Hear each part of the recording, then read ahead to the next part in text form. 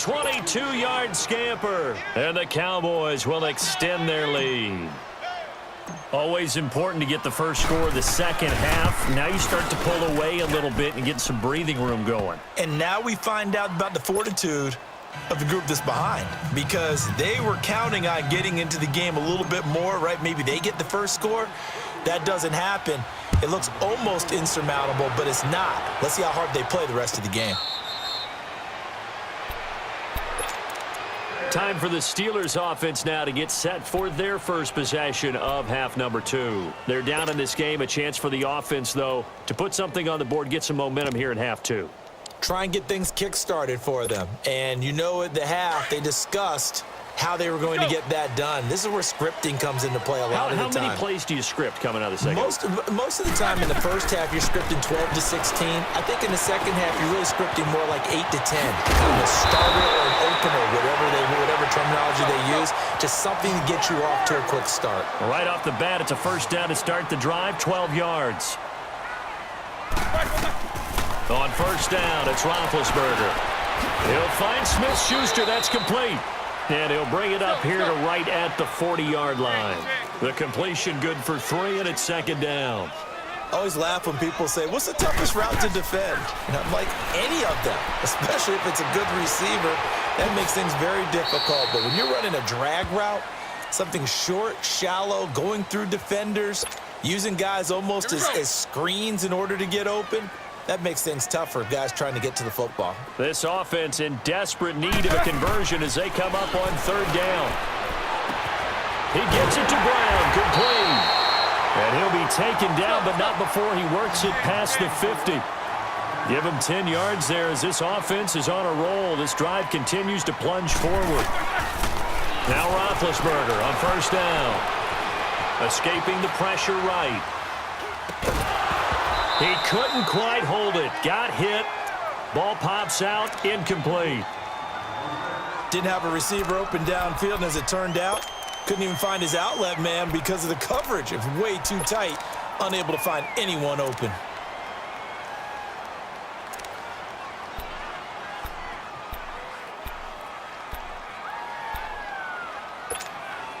Let's go. So after the incompletion on first, now second and 10.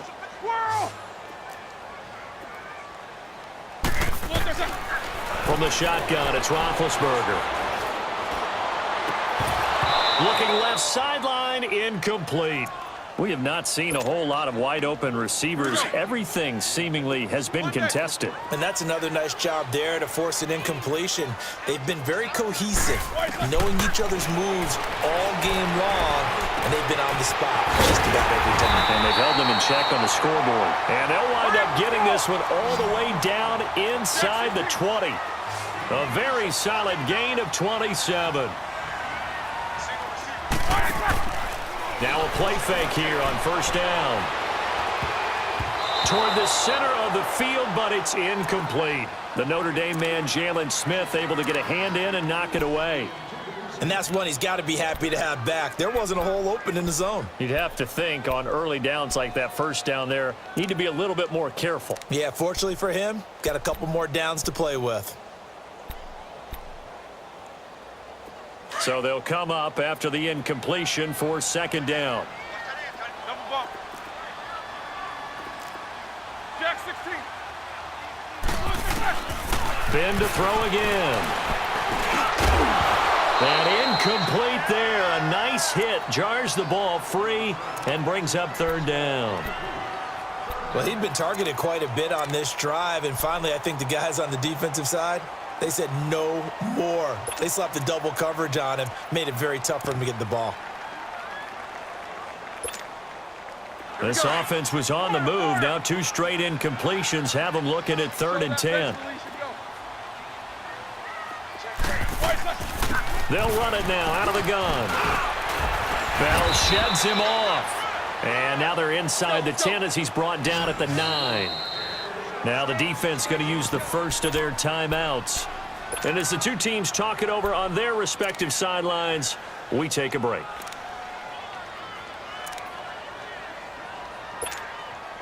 Still just the third quarter, but they've got to make something happen. I think they know that. They're going for it on fourth.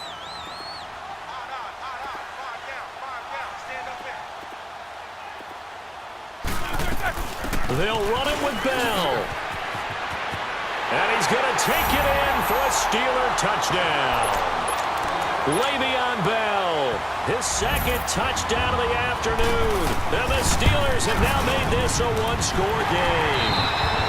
And it's up and good. Back now in Pittsburgh. It's the Steelers with the football, but trailing here as we get going in quarter number 4. Boswell on now to kick this one away.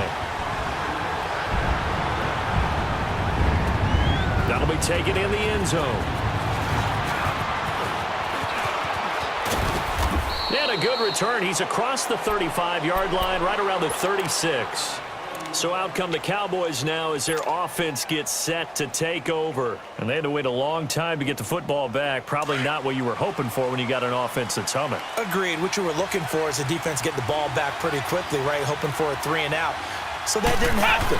You can't yell at your D for that. They've got to take care of their own business and reestablish themselves now that they're back on the field. It's a loss of 4 there, bringing up second down.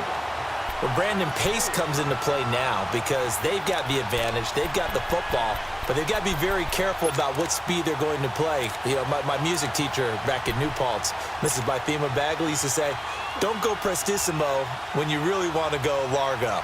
And what she meant by that is don't go too fast when you really want to go at a nice, slow, deliberate pace. I am speechless. I am without speech. Well, the first play of the drive lost 4. Now they'll look to move it forward here on 2nd and 14. And now with the play clock winding down, Jason Garrett opts to take a timeout. That's going to leave him with just 1 remaining here in this 4th quarter. Gun.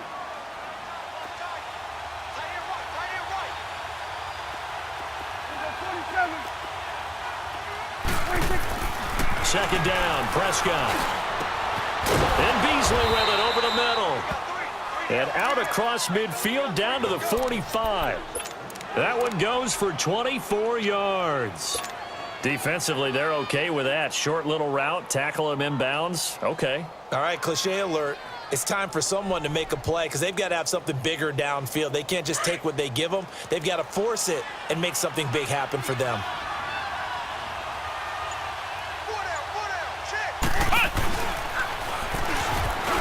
And an alley to run.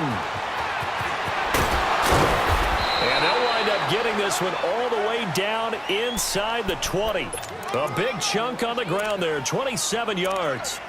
Do my eyes deceive me, or is he getting stronger as this game moves along? Burst seems just as good here in the 4th as it was way back in the 1st, doesn't it? I do believe someone put a lot of time in the offseason and continues to condition during the season in order to continue to carry the ball at this rate. From the red zone now, Prescott. Over the middle, Amari Cooper. It's complete. Give him a couple on the catch. It's 2nd and 8.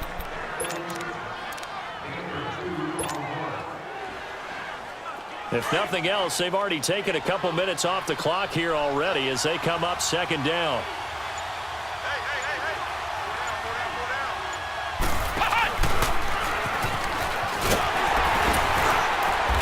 And maybe a measure of revenge there. He's had his way in this one, but this time they get him behind the line.